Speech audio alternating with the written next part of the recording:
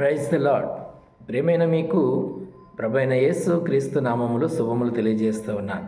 ప్రియులారా, మీ అందరికీ ప్రభైన యేసు క్రీస్తు నామములు రక్షణను గూర్చినటువంటి విషయము మీతో చెప్పడానికి ప్రభువు నాకు మనస్సులో పెట్టినటువంటి భారమును బట్టి మీతో మాట్లాడడానికి నేను ఇష్టపడుతూ ఉన్నాను.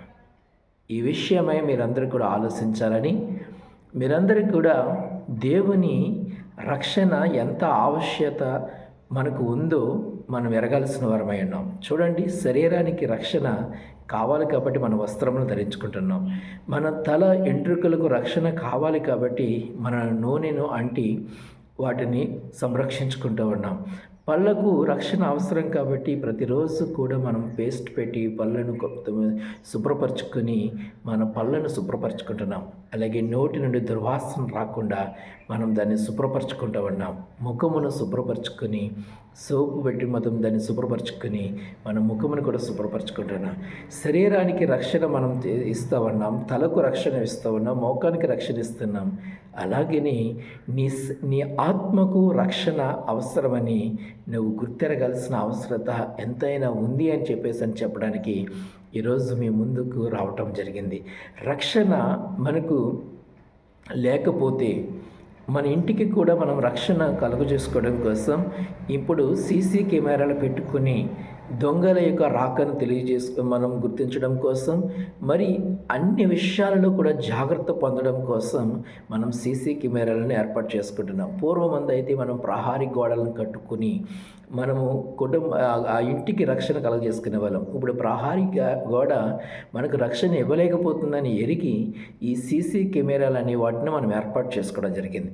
అంటే మన యొక్క శరీరానికి మనం తీసుకునేటువంటి జాగ్రత్తలు, మన యొక్క ఆరోగ్యం కోసం తీసుకునే జాగ్రత్తలు ఇన్ని మనం పాటిస్తున్నప్పటికీ మనం ఒకరోజు మరణం కావాల్సి వస్తుంది.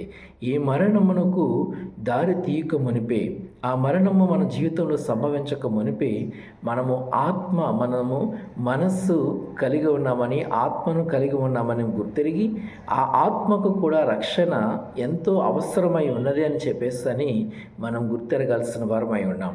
ప్రియమైనటువంటి వారులారా, మీ అందరికీ తెలుసు, ధనవంతుడు మరణమయ్యాడు, లాజరు మరణమయ్యాడు. ఇహపరమైనటువంటి సుఖభోగమును అనుభవించిన ధనవంతుడు నిత్య నరకాగ్నిలో కాలిపోతున్నట్లు, అక్కడ అహర్నిశలు శ్రమిస్తూ కేకలు పెడుతున్నట్లు, దప్పికతో అలమటిస్తున్నట్లు మనం చూస్తూ ఉన్నాం. అదే ఈ భూమి మీద కనీసము ఉండడానికి ఇల్లు లేనటువంటి స్థితిలో, కొంచెమైనా ఆరోగ్యం లేని స్థితిలో ఉన్నటువంటి లాజరు చనిపోయి పరలోక రాజ్యములో దేవుని యొక్క నిత్య సన్నిధిలో ఆనందిస్తున్నట్లుగా మనం చూస్తూ ఉన్నాం. ప్రియమైనటువంటి వారలారా, ఆత్మకు రక్షణ ఎంత ఆవశ్యకత ఇప్పుడు మనం చూస్తూ ఉన్నాం. చూడండి, సాధారణంగా మనం చూస్తే రక్షణ అనే మాట ప్రమాదం నుంచి మనల్ని తప్పించి మనకు కాపుదల ఇచ్చే విషయంలో మనము చూస్తూ ఉన్నాం. ఒక పాము మనము చూడగానే ఆ పాము నుంచి ఎలా మనం రక్షించుకోవాలో, లేదా కుక్క మనం తరుముతుంది కరవడానికి, దాని నుంచి ఎలా మనం రక్షించుకోవాలనే దాని గురించి మనం ఆలోచన చేస్తూ ఉంటాం.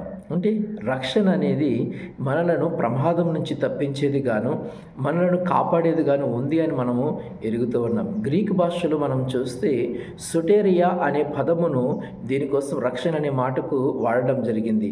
అంటే ఈ సొటేరియా అనే మాటకు అర్థం ఏంటంటే విడుదల, తప్పించబడటం, పరిరక్షించబడటం అనే అర్థాలు ఈ మాటకు వస్తూ ఉన్నాయి. అంటే మనం రక్షణ అంటే ఒక వ్యక్తిని ఆయా పరిస్థితులను బట్టి మనం రక్షించబడడానికి గల కారణాలు మనం వెతుకుతూ ఉన్నాం. అంటే ఒక వ్యక్తి పాపంలో ఉంటే ఆ పాపం నుంచి వారికి విడుదల కావాలి. అలాగే ఒక వ్యక్తి రోగంలో ఉంటే ఆ రోగంలోంచి విడుదల కావాలి. అలాగే ప్రమాదములు ఉంటే ఆ ప్రమాదంలోంచి విడుదల కావాలి, వారు కాపాడబడాలి. కాబట్టి దేవునిలో ఒక వ్యక్తిని వారికి ఉన్నటువంటి ఇబ్బందులను బట్టి, ఇరుకులను బట్టి వారిని కాపాడి రక్షించి వారిని స్వతంత్రులుగా చేయడమే రక్షణ తెలుస్తుంది. ఇటు రక్షణ ప్రతి వానికి అవసరమని మనం గుర్తెరగాల్సిన వారమై ఉన్నాం.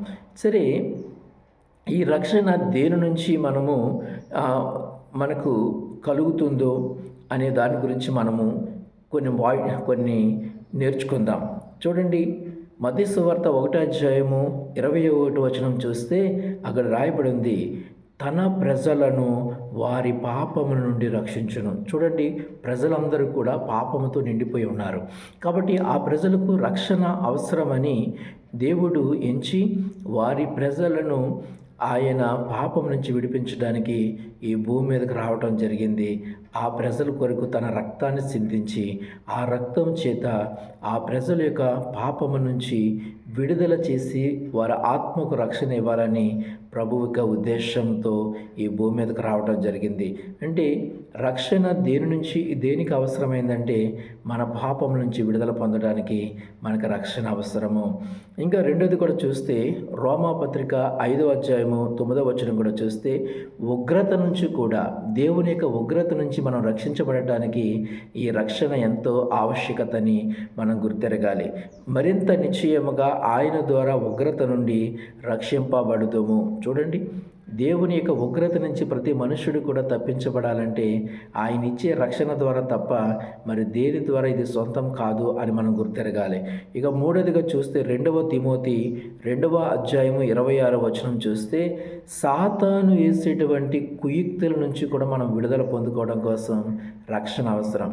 చూడండి, మనుషులు వారిని దొరికినట్లుగా వారిని నరకానికి పంపించేయడానికి సాతానుడు యవన బిడ్డలను ఈరోజు మరణానికి పాలు చేసి యాక్సిడెంట్ల ద్వారా, సూసైడ్స్ ద్వారా, మానసికంగా వాళ్ళని కృంగబడి చేసి, అప్పులు పాలు చేసి, బెట్టింగ్స్ ద్వారా, వాడికి ఎన్ని మార్గాలు అయితే ఉన్నాయో అన్ని మార్గాల ద్వారా వారిని బలహీనలుగా చేసి వారిని బలైపోయేటట్లుగా, మరణ పాలైపోయేటట్లుగా చేస్తూ ఉన్నాడు.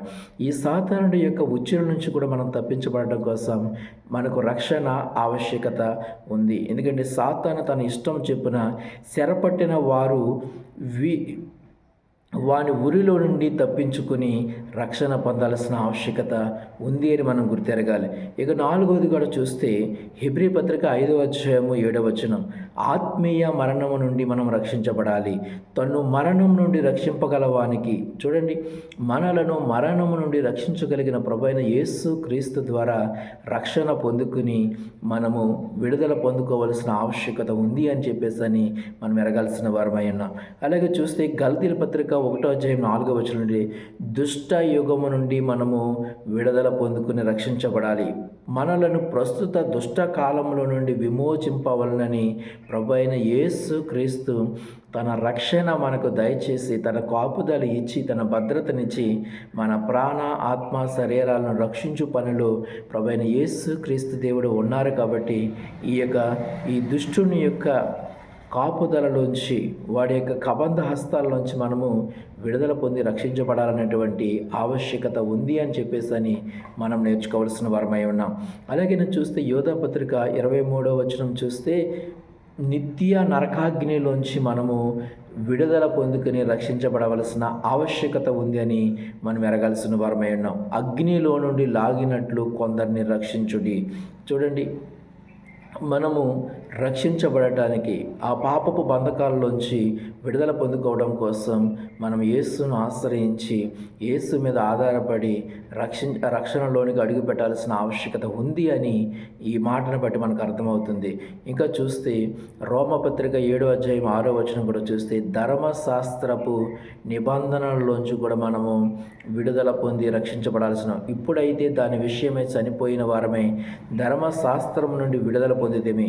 యేసు క్రీస్తు ప్రభువారు ధర్మశాస్త్రపు నిబంధనల నుంచి ఏవైతే ఉన్నవో వాటన్నిటినీ ఆయన భరించి, మనము మోయాల్సిన భారమును ఆయన భరించి, మన మీద మోపవలసిన పాపము ఆయన మీద మోపబడి, మనము భరించాల్సిన శిక్ష ఆయనపై మోపబడి, మన కొరకు ఆయన మరణమై తిరిగి లేపబడిన అనుభవంలో మనం యేసు ప్రభుని చూస్తున్నాం. అందుకే మనలను బ్రతికించుకోవడం కోసం ఆయన మరణించి సమాధి చేయబడి మరలా తిరిగి లేపబడి, ఇదిగో నేను సజీవుడనై ఉన్నాను, యుగ యుగముల వరకు జీవించుచున్నాను, నా యందు విశ్వాసం ఉంచేవాడు మరణింపక నిత్యము జీవించినట్లు మీరు నాతో కూడా జీవించేవారై ఉన్నారు అని ప్రభు, అంటే ఈ రక్షణ మనకు ప్రభు అనుగ్రహించారు అని మనము నమ్మి దేవుని మీద ఆధారపడవలసిన వారమై ఉన్నాం. ప్రియమైన వారలారా, మనకు రక్షణ ఆవశ్యకం.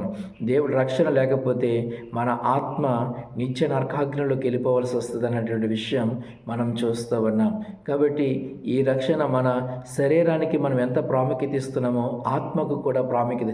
మరణమైన తర్వాత జీవం ఉన్నదని, ఆ జీవం సుఖ సంతోషములుగా సమాధానంగా ఉండాలంటే యేసే మార్గము, యేసే సత్యము, యేసే జీవం. ఆయన ద్వారా తప్ప ఎవరును పరలోక రాజ్యమునకు వారసులు కాలేరు.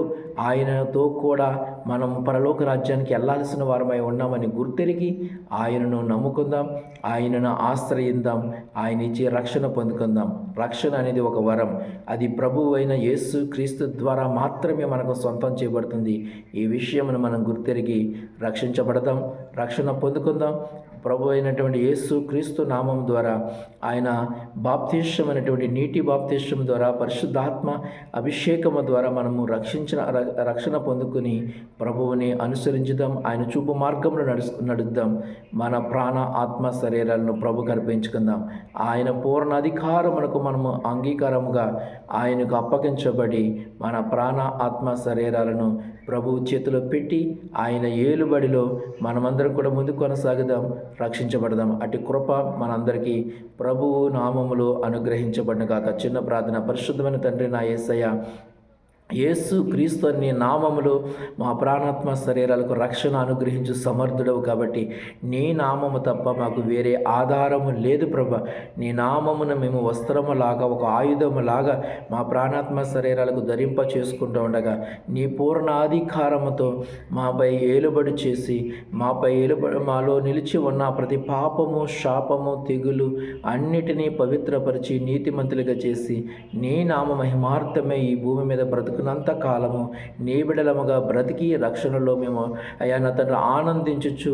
అయా మరణమైతే మేలు, ఎందుకంటే మేము నీ యొద్ద మాత్రమే నివసించే వారముగా, లేదా ఈ భూమి మీద మేము సజీవులుగా ఉంటే నీ కొరకు మాత్రమే బ్రతికే వారముగా మమ్మల్ని ఆశీర్వదించి దీవించి గొప్ప చేయమని, నీ రక్షణ అనుభవం చేత నీ నామాన్ని మహిమపరిచే వారంగా మమ్మల్ని చేయమని జీవము గల యేసు క్రీస్తు నామమున ప్రార్థించి వేడుకొనుచున్నాము తండ్రి. ఆమేన్. God bless you all. ప్రభు మిమ్మల్ని దీవించి ఆశీర్వదించిన గాక. ఈ యొక్క మెసేజ్ మీరు ప్రారంభం నుండి ముగింపు వరకు వినండి. ప్రభు మిమ్మలను వినికిడి చేత, విశ్వాసం చేత నింపి మిమ్మల్ని ఆశీర్వాదకరంగా, దీవెనకరంగా చేయబోతున్నాడు. ప్రభువు కృప మీ అందరికీ తోడే ఉండి సమాధానపరచును గాక. ఆమేన్, ఆమేన్, ఆమేన్. God bless you.